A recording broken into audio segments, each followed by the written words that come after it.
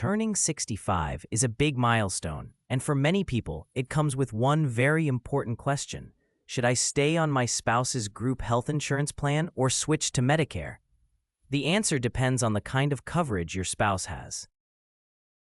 If your spouse is actively working and covered by an employer group plan, you may be able to stay on that plan even after you turn 65. In many cases, that can be a smart move, especially if the employer plan is strong and affordable.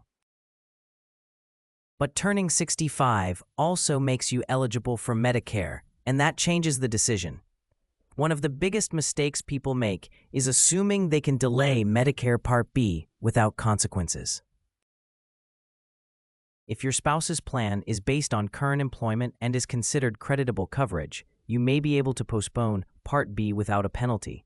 But if the plan is from a small employer, a retiree plan, or COBRA, the rules can be very different. That's why it's important to know exactly what type of coverage you have. In some situations, staying on your spouse's plan may be better than enrolling in Medicare right away. For example, if the employer pays a large share of the premium, or if the plan includes excellent drug coverage and a low out-of-pocket maximum, it may save you money, but you still need to look at the details. Medicare could offer lower costs, broader provider access, or better protection against big medical bills. You also need to think about timing. If you want to join Medicare later, you must understand your special enrollment period.